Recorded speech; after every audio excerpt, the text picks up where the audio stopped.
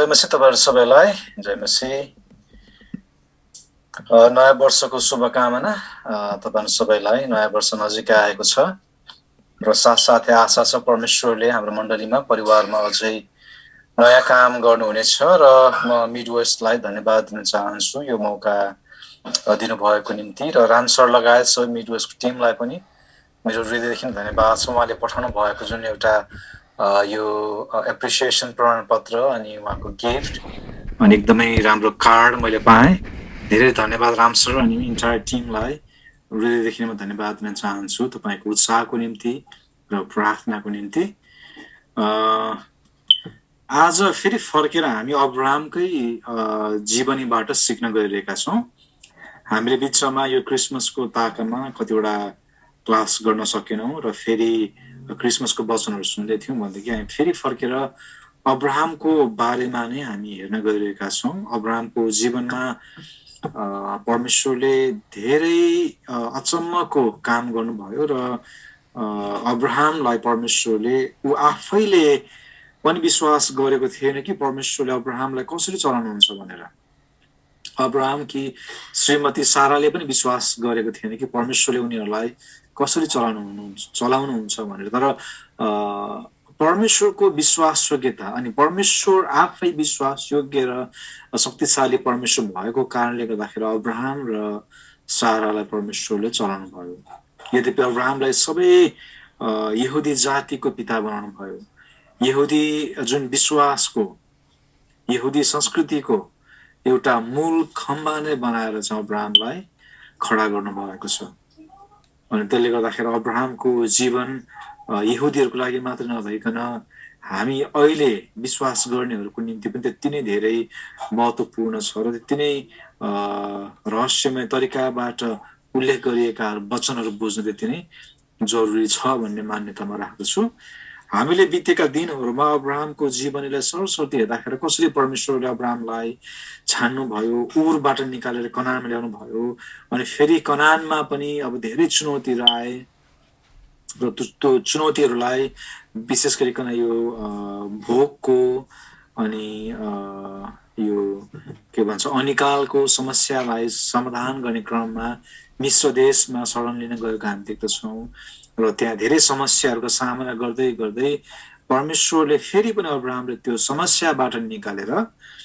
फर्काएर यता कनानमा नै ल्याउनु भएको घटनालाई हामी उत्पत्ति 13 अध्यायमा देख्दछौँ अनि त्यहाँबाट अलिकति हामी हेर्छौँ अब फर्केर आइसके पछाडि अब त्यहाँनिर अब्राहमको अलिकति विश्वासमा कमजोर भएको अवस्था त्यहाँ देख्दछौँ अलिकति ढाँटेको कुरा त्यहाँ देख्दछौँ परमेश्वरमा पूर्ण विश्वास नगरिकन आफैमा भर परेर आफ्नै तरिकाबाट समस्यालाई सुल्झाउन खोजेको घटनालाई हामी देख्दछौँ अनि त्यस पछाडि के हुन्छ त अनि फर्केर फेरि पनि अब्राहम मिश्र देशबाट यता नेगेवमा अथवा परमेश्वरले चुन्नु भएको देशमा आएको हामी पाउँदछौँ अब हामीले याद गर्नुपर्ने कुरा चाहिँ के हो भनेदेखि परमेश्वरले अब्राहमलाई उरबाट निकालेर यता कनानमा ल्याउनु भयो तर कनानबाट अब्राहम अनिकालबाट बाँच्नको निम्ति मिश्र देशमा गएका छन् परमेश्वरले लानु भएको होइन अब्राहमलाई मिश्र देशमा तर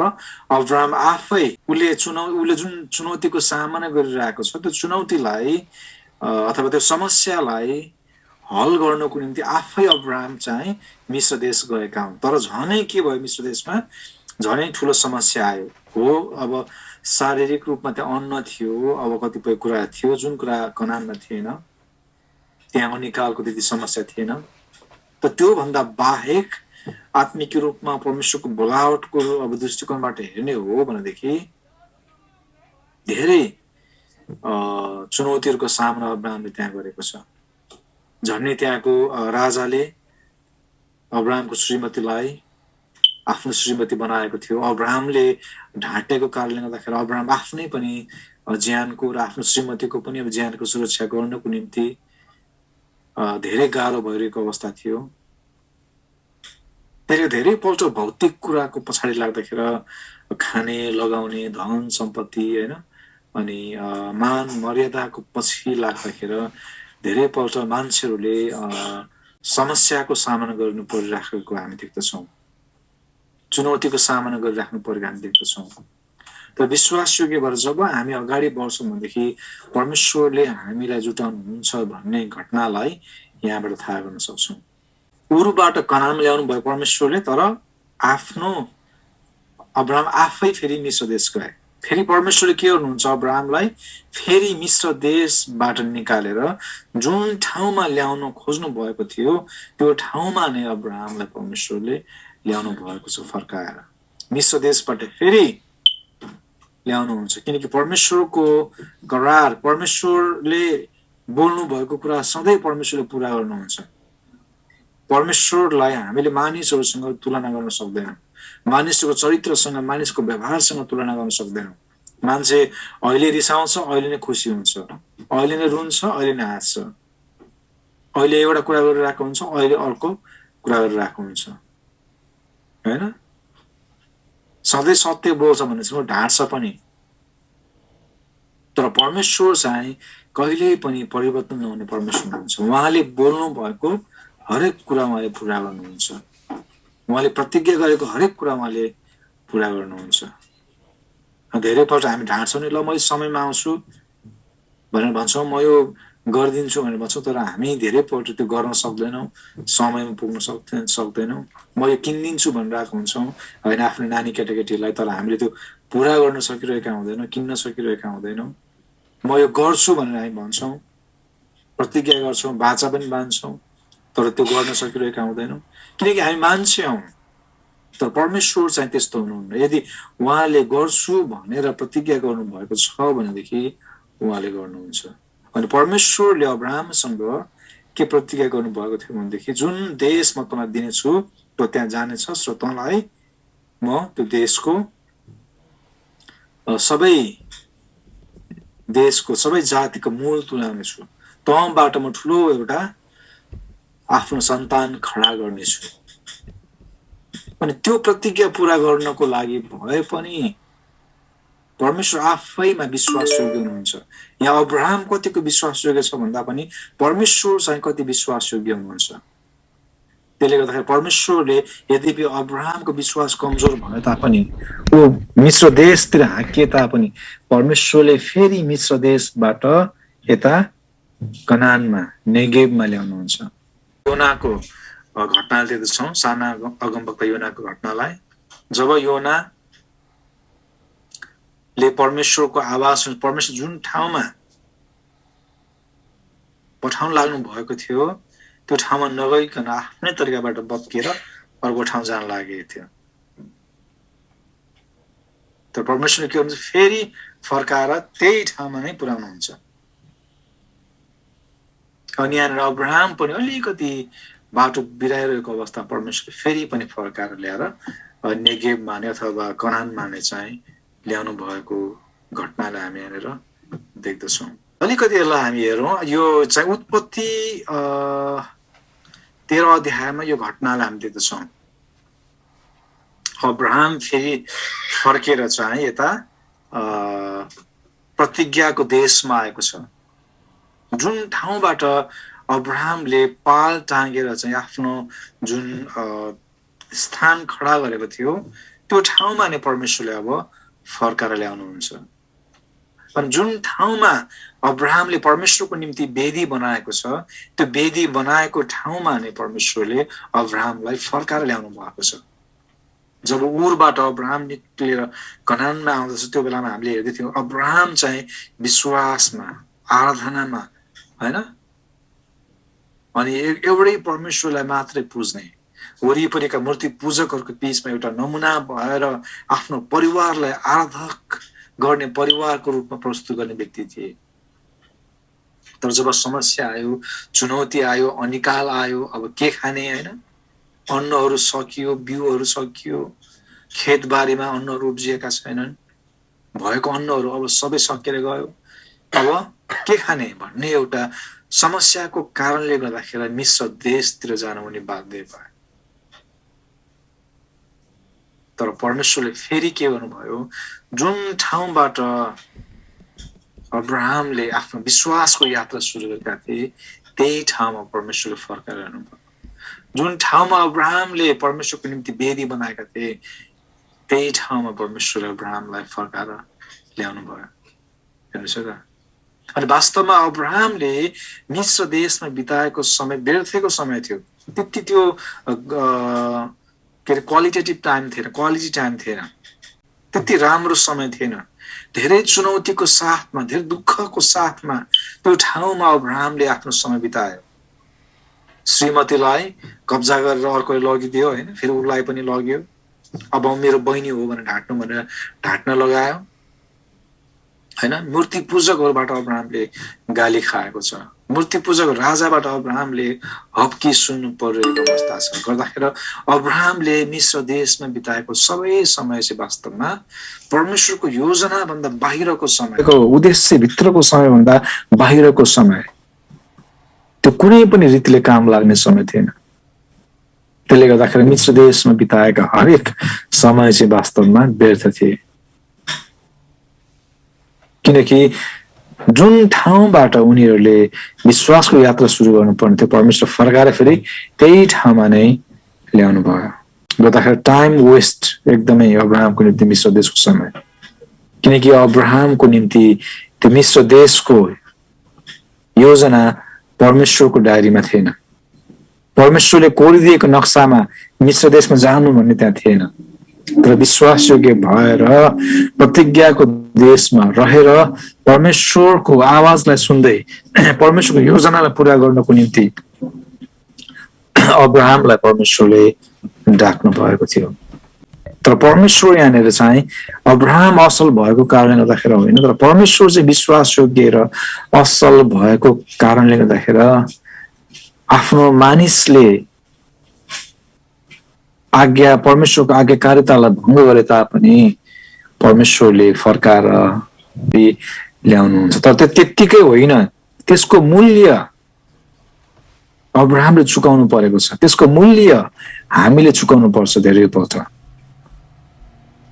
परमेश्वरले हो हामीलाई क्षमा गर्नुहुन्छ, फर्काएर फेरि पनि पहिलाकै ठाउँमा ल्याउनुहुन्छ ताकि हामीले परमेश्वरको बाटोलाई निरन्तरता दिन सकौँ, परमेश्वरको योजना अनुसार हामी हिँड्न सकौँ भनेर परमेश्वरले फर्काएर हामीलाई त्यही पहिलाको आत्मिक यात्रामा परमेश्वरले देखाइदिनु भएको बाटोमा ल्याएर उभ्याउनुहुन्छ। तर त्यसको निम्ति हामीले मूल्य तिर्नुपर्छ, मूल्य चुकाउनु पर्छ।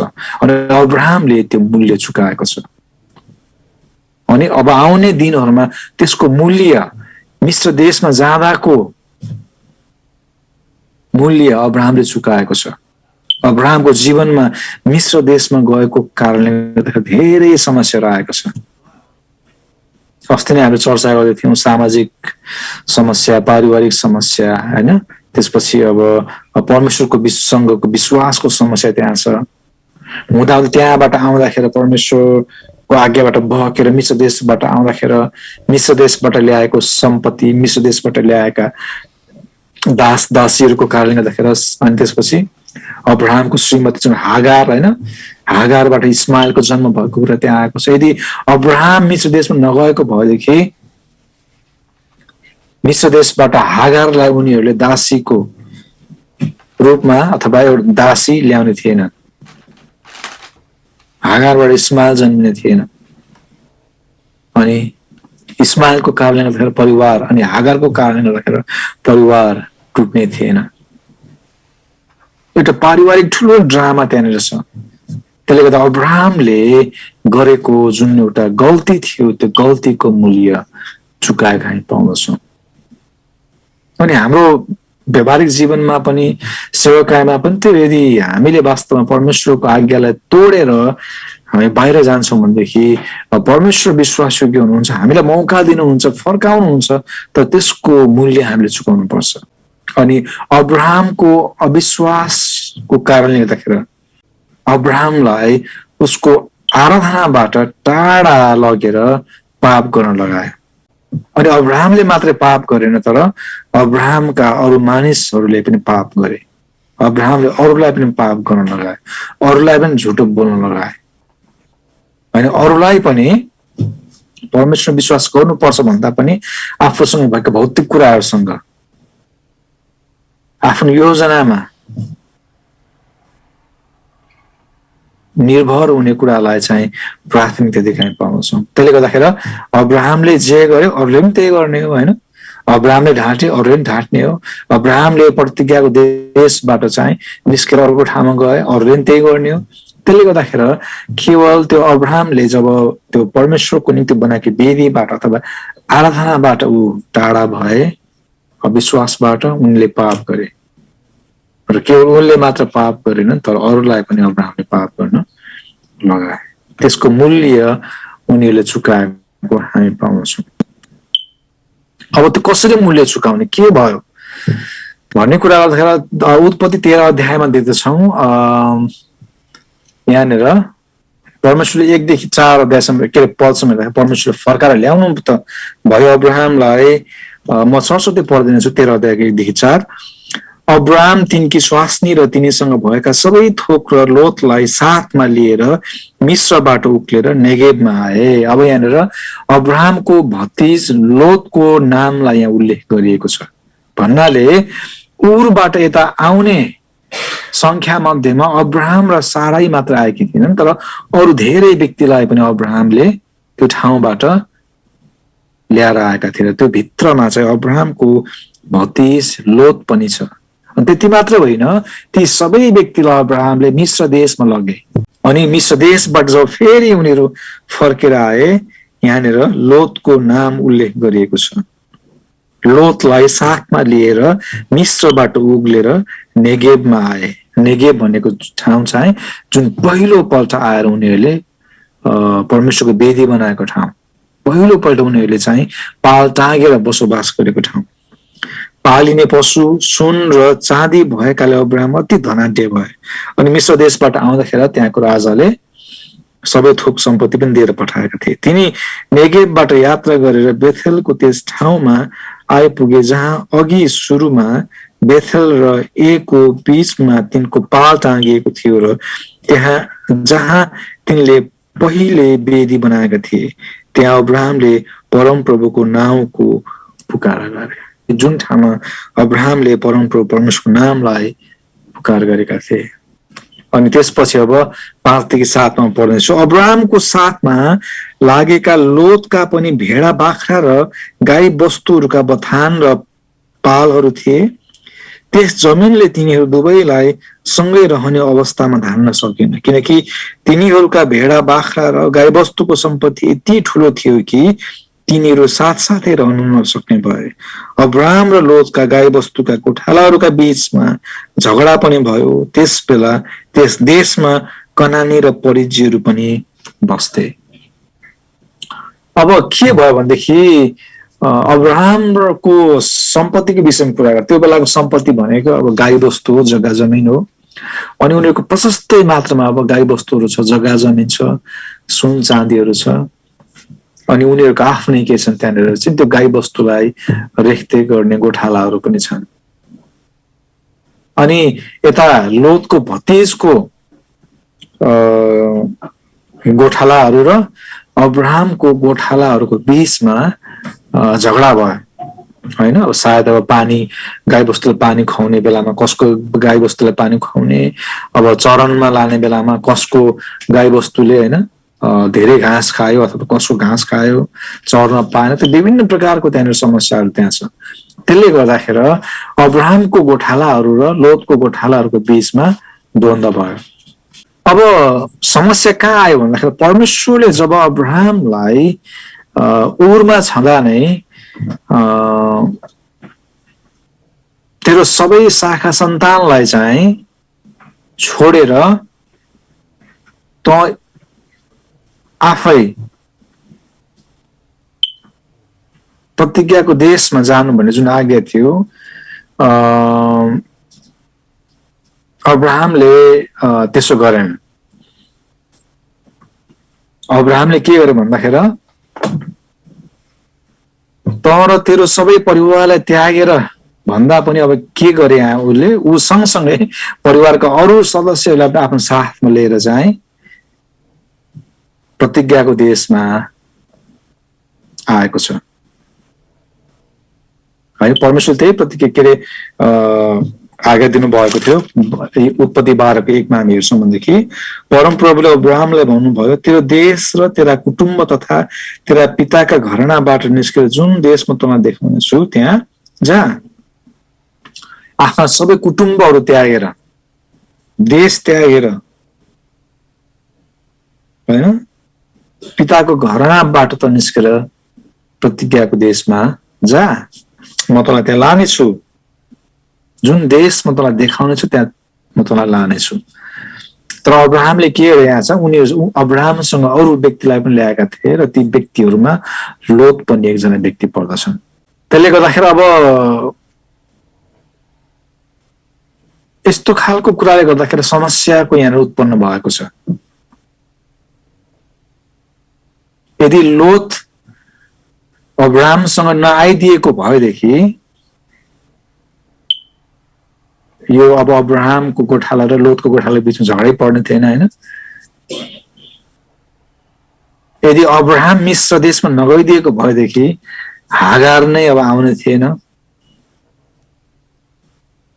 हेर्नुहोस्, समस्या अथवा परीक्षा, चुनौती रहेछ सुरुवात हुन्छ, किनकि परमेश्वरको वचनबाट दाहिने वा देब्रेतिर चाहिँ ढल्किँदाखेरि परमेश्वरको वचन र परमेश्वरको प्रतिज्ञालाई अब आफ्नै तरिकाबाट त्यसलाई अर्थ लगाएर धेरै जान्ने भएर उल्था गर्दाखेरि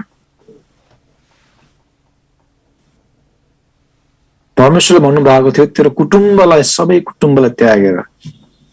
तर अब्राहमले लोतलाई पनि यहाँनिर ल्याएको छ। त्यसले गर्दाखेरि अब दुईजना, अब अब्राहम र लोतको के भन्छ गोठालाहरूको बीचमा झगडा भयो। सायद अब त्यो बगाल चराउने ठाउँ यति धेरै थियो कि उनीहरूको अब सम्पत्ति गाईबस्तु यति धेरै थियो कि अब त्यो चराउने ठाउँमा है उनीहरूको गाईबस्तु अब त्यहाँ नअटाउने भइसक्यो दुईतिरको,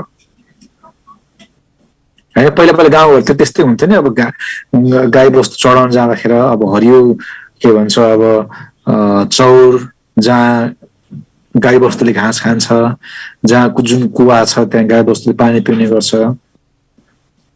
अनि एउटा गाउँको मान्छेको गाईबस्तुले अब चर्ने ठाउँमा अर्को गाउँको मान्छेको गाईबस्तु ल्याएर त्यहाँ चढाइदियो भनेदेखि एकदमै झगडा पर्थ्यो, होइन। इभन गाईहरू पनि, वस्तुहरू पनि के गर्छ, हान सिङ ठोक्का ठोक गरी झगडा गर्छ नि। अब भनेपछि गोठालाको नि त्यहाँ के हुने भयो, झगडा हुने भयो। यति धेरै थिए अब गाईबस्तुहरू। अब यहाँ गोठालाको मात्रै सम्बन्ध अथवा द्वन्द्वको झगडाको कुरा आएन। अब लोत र अब्राहमको बीचको सम्बन्धको पनि कुरा आयो, मनमुटावको पनि कुरा आयो। जब अब्राहमले सायद अब आफ्नो लोतको गोठालाहरूलाई अलिकति दुष्व्यवहार गरेर देख्दाखेरि अब अब्राहमलाई पनि सायद अलिकति खल्लो लाग्यो होला। अनि अब्राहमका गोठालाहरूले यता लोतका गोठालाहरूलाई, होइन, अलिकति गाली राखेर अब मेरो, होइन, गाईबस्तु चराउने ठाउँमा तँले किन ल्याएर चराएस्, हाम्रो गाईबस्तुले खान पाएन, सबै तेरो गाईबस्तुले घाँसहरू खाए भनेर भन्दाखेरि सायद यता अब्राहमलाई नराम्रो लाग्दो हो, यता लोतलाई नराम्रो लाग्दो हो। अब कुरा दुईतिरको गोठालाको मात्र भएन, अब अब्राहम र लोत बीचको पनि अब कुरा आयो। अब त्यो समस्यालाई कसरी हल गर्ने? अनि बाइबलले के भन्छ भनेदेखि 7 पदमा त्यो बेलामा कनानी र परिजीहरू पनि बस्थे त्यो देशमा। अनि त्यसको वरिपरि अरू के छ, अन्य जातिहरू छन् जुन व्यक्तिहरूले परमेश्वरको बारेमा थाहा गरेका छैनन्, परमेश्वरको बारेमा बुझेका छैनन्। कनानी अनि परिजीहरू थिए जुन मानिसहरूले परमेश्वरको वचनलाई जान्दैनन्, बुझ्दैनन्। अनि परमेश्वरको बोलावट पाएर परमेश्वरको अगुवाईबाट हिँड्ने व्यक्ति, अगुवा अब्राहम र उसको भतिज लोत बीचको झगडा र द्वन्द्वलाई उनीले देख्दाखेरि कस्तो चाहिँ एउटा प्रतिक्रिया हुने बाटो हुन्थ्यो होला है। जब अब्राहम र लोतको झगडा देख्दाखेरि उनीहरूको बीचको द्वन्द्वलाई देख्दाखेरि यिनीहरू पनि यस्तै त रहेछ नि, oh they are just like us. अब साँचो परमेश्वरलाई आराधना गर्ने मान्छे पनि त्यस्तै हो रहेछ, झगडा गर्दो रहेछन् है, द्वन्द्व हुँदो रहेछ, लोभ गर्दो रहेछन्। अब उनीहरूको परमेश्वरलाई उनीहरूले आराधना गरे पनि, हामी अब मूर्ति पूजा गरे पनि, अब आखिर त्यस्तै हो रहेछ भन्ने प्रकारको एउटा नकारात्मक गवाही यहाँनिर चाहिँ प्रस्तुत हुन लागिरहेको अवस्था छ है। अनि धेरै पल्ट यो घटनालाई हामीले विचार गर्दाखेरि मलाई पास्टर पास्टर बीचको सम्बन्धलाई तुलना गर्न मन लाग्छ, मण्डली मण्डली बीचको सम्बन्धलाई तुलना गर्न मन लाग्छ। अनि वरिपरि भएका जति पनि विश्वास नगर्ने समुदाय छ ती समुदायलाई मलाई मूल्याङ्कन गर्न बाध्य हामी हुन्छौँ। अब अब्राहम र लोत एउटै घरानाको एउटा याहवे परमेश्वरको आज्ञा अनुसार हिँड्ने मान्छे, याहवे परमेश्वरको आराधना गर्ने मान्छे। अनि यता फेरि अन्य जातिहरू छन्, हित्ती अनि परिचयहरू, कनानीहरू, जो चाहिँ मूर्ति पूजा गरेर एक प्रकारको अब जङ्गली संसारको एउटा भनौँ न रीतिरिवाज अनुसार हिँड्ने मान्छेहरू छन्। अनि साँचो परमेश्वरको आराधना गर्ने मान्छेहरू यहाँनिर चाहिँ झगडा गरेर आउँदा उनीहरूले के यस्तो यो परमेश्वरलाई आराधना गर्ने मान्छेहरू पनि झगडा गर्ने रहेछ है, अब डाहा गर्ने रहेछन् उनीहरू पनि होइन, उनीहरूको बिचमा यस्तो अब हुँदो रहेछ, तिनीहरू पनि त्यस्तै रहेछ भन्ने प्रकारको गवाही चाहिँ हामीले दिनु हुँदैन। यदि हामी परमेश्वरलाई आराधना गर्ने परमेश्वरको आराधकहरू हौँ भनेदेखि हामीमा एउटा भिन्नै प्रकारको चरित्र हुनु जरुरी छ, ताकि उनीहरूले हामीलाई परमेश्वरको आराधकको रूपमा नै हेर्न सकुन्, परमेश्वरको आराधकको रूपमा नै हामीले उनीहरूले बुझ्न सकुन्। उनीहरू जस्तै अन्य जाति, उनीहरू जस्तै मूर्ति पूजा गर्ने व्यक्तिको रूपमा उनीहरूले हामीलाई नदाजुन्।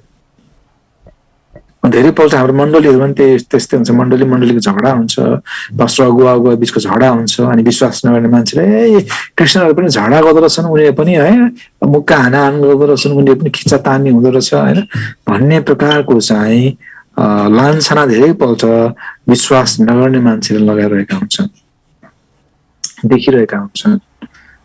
अनि यो समस्या अहिलेको मात्र समस्या नभइकन त्यो बेला अब्राहम र लोतको द्वन्द्वको कारणले गर्दाखेरि कनानी अनि हित्तीहरूले पनि त्यसरी नै देखिरहेका थिए उनीहरूलाई। तर यो समस्यालाई अब्राहमले यहाँनिर कसरी चाहिँ सम्बोधन गर्छ भनेदेखि अति नै के भन्छ बुद्धिमानीपूर्वक। अब्राहम एउटा अलिकति वृद्ध पाको अगुवा अथवा व्यक्ति भएको कारणले गर्दाखेरि पनि अब्राहम आफैले यो समस्या र चुनौतीलाई समाधान गर्नको निम्ति अगाडि बढेको हामी यहाँनिर पाउँदछौँ। अनि यहाँनिर अब्राहमसँग पनि प्रशस्त मात्रामा सम्पत्ति छ, गाई बस्तु छ, अनि लोतसँग पनि प्रशस्त मात्रामा सम्पत्ति छ, गाई बस्तु छ है। तर दुईवटै सम्पत्ति भएको मान्छेहरूको बीचमा चाहिँ यो एउटा भिन्नता हामीले याद गर्नुपर्ने कुरा, दुवैजना धनी छन्, अब्राहम पनि धनी छन्, लोत पनि धनी छन्। तर फरक के छ भनेदेखि अब्राहमले चाहिँ आफ्नो सम्पत्तिलाई नियन्त्रणमा राखेका थिए भनेदेखि लोतलाई चाहिँ लोतको सम्पत्तिले नियन्त्रणमा राखेको छ। यो भिन्नतालाई हामीले बुझ्नुपर्छ। दुईवटै धनी छन्, दुवैजनासँग प्रशस्तमा सम्पत्ति छ, तर अब्राहमले आफ्नो सम्पत्तिलाई अधीनमा राखेका छन्, नियन्त्रणमा राखेका छन् भनेदेखि लोतको जीवनमा चाहिँ हामी हेर्छौँ भनेदेखि उसको सम्पत्तिले चाहिँ लोतलाई नियन्त्रण गरेको छ, कब्जा गरेको छ। अब्राहमले सम्पत्तिलाई चलाएका छन् भनेदेखि लोतलाई चाहिँ सम्पत्तिले चलाएको छ है। एउटा त्यो ठुलो भिन्नता यहाँ छ। त्यसले गर्दाखेरि अब्राहम किन नम्र छन्, अब्राहम साँच्चै किन परमेश्वरप्रति विश्वास योग्य छन् भन्दाखेरि अब मलाई सम्पत्तिले चलाउने होइन, तर मैले चाहिँ परमेश्वरले दिनुभएको सम्पत्तिलाई ठिक प्रकारले चलाउनु पर्छ, मैले यसलाई नियन्त्रण गर्नुपर्छ, यसले चाहिँ मलाई नियन्त्रण गर्ने होइन है। ईश्वरले दिनुभएको भनेदेखि यसलाई मैले सही तरिकाबाट सदुपयोग गर्नुपर्छ। तर लोतको जीवनमा त्यस्तो थिएन। लोत चाहिँ एकदमै अब सम्पत्तिले वास्तव भन्नुपर्दा मात्तेको भन्छ नि हाम्रो नेपाली झर्रो भाषा, मात्तेको, सम्पत्तिले गर्दाखेरि एकदम मात्तेको, सम्पत्तिले एकदमै चलाएको, सम्पत्तिले नै नियन्त्रण गरेको वास्तवमा। अनि यहाँ के हुन्छ, अब्राहमले नै के गर्छ भनेदेखि लोत कहाँ गएर चाहिँ तिमीले हाम्रो बीचमा यो द्वन्द्व बढ्दै गयो, अन्य जातिहरूको बीचमा, कनानी अनि हित्तीहरूको बीचमा हामी तमासा नगरौँ हैन। जुन जग्गा जमिन तिमी देखिरहेका छौ तिम्रो आँखा अगाडि नै छ हैन। यसै कारण अब्राहमले लोतलाई भने तिम्रो र मेरो बीचमा र तिम्रा र मेरा गोठालाहरूको बीचमा झगडा नहोस्, किनकि हामी त नातेदार हौ, सारा देश तिम्रै अघि छ हैन, सारा जग्गा जमिन तिम्रै अगाडि छ। तिमी मबाट अलग हौ, तिमी देब्रेतिर गयो भनेदेखि म दाहिनेतिर जानेछु, अथवा तिमी दाहिनेतिर गयो भनेदेखि म देब्रेतिर जानेछु। बरु यो झगडा गरेर बस्नु भन्दाखेरि, यो अरूको बीचमा तमासा गर्नु भन्दाखेरि हाम्रो यो देश अगाडि नै छ हैन। तिमी देब्रेतिर जान्छौ भनेदेखि म दाहिनेतिर जान्छु, तिमी दाहिनेतिर जान्छौ भनेदेखि देब्रेतिर जान्छु। ल तिमीले छान, तिमीलाई कुन हैन जमिन मनपर्छ, कुन दिशा तिमीलाई मनपर्छ। यद्यपि अब्राहमलाई त्यो देश परमेश्वरले दिनुभएको है, हामी याद गर्नुपर्ने कुरा, परमेश्वरले त्यो प्रतिज्ञाको देशमा लोतलाई होइन अब्राहमलाई ल्याउनु भएको। अब्राहम अलिकति परिपक्व अनि पाको व्यक्ति भएको कारणले गर्दाखेरि उसको त्यो एउटा दया, हेर्नुहोस् त्यो समस्यालाई अब एकदमै कठोर बनाउनको निम्ति, त्यो चुनौतीपूर्ण कुरालाई अझै चुनौतीपूर्ण र अन्य जातिको बीचमा तमासा बन्नुभन्दा बरु अब्राहमले एउटा एकदम जेनरस भएर, दयालु भएर आफ्नो भतिजलाई के भन्छ, यो झगडा गरेर खिच्चातानी गर्नु सही भएन भतिज, देश हाम्रो अगाडि छ हैन। तिमीले ल्याऊ, तिमीलाई के लिन मन लाग्छ, कुन चरण, कुन हैन यो खेत, कुन चाहिँ अब यो जमिनको भागहरू उत्तरतिरको अथवा दक्षिणतिरको, पूर्वतिरको वा पश्चिमतिर कुन लिन मन लाग्छ, राम्रो छानेर ल्याऊ, तिमी त्यहाँ गएर बस, बरु झगडा नगर है। वास्तवमा त्यसमा लोतको कुनै पनि हक लाग्ने कुरा थिएन यहाँनिर। तर अब्राहमले लोतलाई एउटा भनौँ न एउटा नम्र भएर, एउटा असल के भन्छ काका भएर अब्राहमले आफ्नो भतिजलाई त्यो अफर गरेका हामी पाउँदछौँ। अनि यो वास्तवमा लोतलाई कमजोरी बनाएर, लोतलाई एकदमै यो यस्तै हो भनेर भन्ने हिसाबले भन्दाखेरि प्रेम र दयाको कारणले गर्दाखेरि, किनकि अब्राहम परमेश्वरको भय मान्ने मान्छे थिए, परमेश्वरको डर मान्ने मान्छे, त्यसले गर्दा अब्राहमले प्रेम गरे, के अरे लोतलाई प्रेम गरेको कारणले गर्दा उसलाई कमजोर ठानेर हैन, यो त्यस्तै हो, बरु यो गरी खाओस् ल भनेर तुच्छ ठानेर होइन, तर प्रेमले त्यो अफर गर्छ अब्राहमले। त्यो एक चोकटा हैन, अब गाई बस्तु चढ्ने चरणको लागि परमेश्वरले तय गरिराख्नु भएको अनन्त एउटा प्रतिज्ञाको सम्झौता गर्न असल लागेन अब्राहमलाई। अनि हाम्रो आफ्नै सेवाकाईमा पनि, हाम्रो आफ्नै विश्वासको जीवनमा पनि, मण्डलीमा पनि हाम्रो याद गर्नुपर्ने कुरा चाहिँ के हो भनेदेखि, एउटा सानो विषयवस्तुलाई लिएर होइन, सानो कुरालाई लिएर झगडा गरिराख्नु भन्दाखेरि, अब गनगन गरिराख्नु भन्दाखेरि, द्वन्द्व गरिराख्नु भन्दाखेरि हामीले याद गर्नुपर्ने कुरा चाहिँ के हो भनेदेखि, परमेश्वरले राखिदिनु भएको ठुलो कुरालाई हेरेर, परमेश्वरले राखिदिनु भएको अनन्तताको एउटा जुन कुरालाई, मुकुटलाई हेरेर चाहिँ वास्तवमा अघि बढ्नु पर्ने। अनि त्यो कुरा चाहिँ अब्राहमले गरेका छन्। परमेश्वरले तय गरिदिनु भएको प्रतिज्ञालाई पूरा गर्नको निम्ति अब्राहमले हैन त्यो एउटा सानो गाई बस्तु चढ्ने चरणको लागि चाहिँ भतिजसँग, त्यो पनि आफ्नै भतिजसँग झगडा गरेर क्याङक्याङ गरेर बसेका छैन। बरु ल भतिज के गर्न मन लाग्छ, तिमी देब्रेतिर गयो भनेदेखि म दाहिनेतिर जान्छु, तिमीलाई कुन जग्गा मनपर्छ, कुन चरण मनपर्छ, कुन ठाउँ मनपर्छ ल्याऊ, किनकि परमेश्वरले मेरो निम्ति अनन्तताको ठुलो कुरा राखिदिनु भएको छ। त्यो ठुलो कुराको खातिर यो सानो झिनो कुरामा म अल्झेर बस्दिनँ भन्नु खोजेको वास्तवमा। त्यसले गर्दा अब्राहमले आफ्नो स्वार्थको बारेमा, परमेश्वर दिनुभएको जग्गा हो, परमेश्वरले मलाई प्रतिज्ञा ल्याउनु भएको देश हो भन्ने आफ्नै मात्रै इच्छा, आफ्नै मात्रै जुन स्वार्थ होइन, आफ्नै मात्रै चासोको विषयमा कुरा गर्दैन, तर अरूको पनि चासोको विषयमा ध्यान लगाएका छन्, जुन कुरालाई अब्राहम हामीले के अरे यो फिलिपी 2:4 पदमा एउटा नयाँ करारको जुन प्रेमको सिद्धान्त छ हैन, त्यो सिद्धान्तलाई अब्राहमले पुरानो नियममा नै पुरा गरेको हामी पाउँदछौँ। अनि यहाँ के भन्छ फिलिपी 2:4 भनेदेखि आफ्नै मात्रै चासोलाई हामीले प्रार्थना दिदैनौँ, तर अरूको चासोलाई पनि हामीले विचार गरौँ है। आफ्नै मात्रै स्वार्थलाई हामीले चाहिँ प्राथमिकता नदिउँ, तर अरूलाई पनि हामीले विचार गरौँ, अरूको पनि चासोलाई, अरूको पनि इच्छालाई हामीले बुझौँ भन्ने कुरा। त्यसले गर्दाखेरि अब्राहमले के भन्छ, ल भतिस लोत, तिम्रो चासो के हो, तिम्रो इच्छा के हो, तिमी यो गर। तिमी दाहिनेतिर जान्छौ भनेदेखि म देब्रेतिर जान्छु, तिमी देब्रेतिर जान्छौ भनेदेखि म दाहिनेतिर जान्छु। ल रोज कस्तो धेरै ठुलो हृदय, कस्तो एउटा दया, कस्तो प्रेम, कमजोर ठानेर होइन वास्तवमा, तर प्रेमले अब्राहमले प्रेमको कारणले गर्दा अब्राहमले यो अफर आफ्नो भतिजलाई दिएको छ। धेरैपल्ट मलाई ताजुब लाग्छ, हामीले मान्छेहरूलाई कमजोर भएको कारणले गर्दाखेरि दया देखाउन खोज्छौँ। एकदमै अब के भन्छ,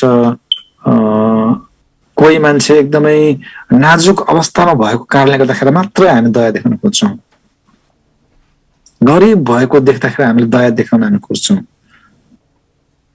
तर वास्तवमा यहाँ हुनुपर्ने कुरा चाहिँ के हो भनेदेखि, अब कोही मानिस कमजोर भएको कारणले गर्दाखेरि, गरिब भएको कारणले गर्दाखेरि, नाजुक अवस्थामा भएको कारणले गर्दाखेरि प्रेम देखाउनु होइन, तर हामी चाहिँ दयालु, अनुग्रही र प्रेमिलो भएको कारणले गर्दाखेरि हामीले त्यो प्रेम देखाउनु पर्ने हो, दया देखाउनु पर्ने हो, हामी उद्धार हुनु पर्ने हो। भावनामा डुबेर होइन, अथवा अरूलाई कमजोर सम्झेर हे त्यो त केही पनि होइन, त्यसले केही पनि गर्न सक्दैन, बरु $2-4 दिउँ न, त्यो तरिकाबाट होइन। तर हामी चाहिँ दयालु भएको कारणले गर्दाखेरि, परमेश्वरको प्रेम हामीमा भएको कारणले गर्दाखेरि हामीले त्यो प्रेम, त्यो दया, परमेश्वरले अनन्तताको निम्ति राखिदिनु भएको ठुलो कुरालाई हेरेर हामीले त्यो गर्छौँ। भावनामा डुबेर होइन, अरूलाई कमजोर सम्झेर, अरूलाई केही पनि माग्ने हो भन्ने हिसाबले होइन है, तर परमेश्वरको खातिर। अनि अब्राहमले त्यस्तै गरेका छन्। अनि त्यो चाहिँ हाम्रो निम्ति एउटा ठुलो पाठको कुरा। तर चाखलाग्दो कुरा यहाँ के छ भनेदेखि, लोतले साँच्चै नै उसलाई मनपर्ने जग्गा नै छान्यो है, तर त्यसको पछाडि हामी निरन्तर दिनेछौँ, समय गइसकेको छ। तर लोतले उसलाई मनपर्ने मजाको जग्गा छान्यो, जहाँ धेरै अब पानीको स्रोत छ, मजाको घाँस होइन, एकदमै के अरे यो उब्जाउ हुने भूमि छ, एकदमै राम्रो जग्गा छान्यो अब्राहमले चाहिँ। ल त्यसपछि लोतले छानेको बाँकी रहेर अब त्यो अब भनौँ न साधारण जग्गा छ, तर के भयो भन्दाखेरि अब्राहमले जुन जग्गा छान्यो, अब्राहमलाई परमेश्वर त्यही ठाउँबाट वृद्धि गराउनुभयो, आशिष दिनुभयो, परमेश्वरको प्रतिज्ञा अब्राहमद्वारा परमेश्वरले पुरा गर्नुभयो। भनेदेखि यता लोत भौतिक कुराले गर्दाखेरि, सम्पत्तिको कुराले गर्दाखेरि, सोदम अनि गमोरा होइन को जुन एउटा पापमा पूर्ण रूपमा फसेको त्यो देशको चाहिँ नेता भएर अथवा अगुवा भएर ऊ आफ्नो जीवन बिताएको छ भनेदेखि त परमेश्वरको आज्ञा पालन गरेको राखेर जस्तो सुकै ठाउँ भए तापनि अब्राहमलाई चाहिँ परमेश्वरले साँचो एउटा परमेश्वरको आराधकको रूपमा खडा गर्नु भएको छ।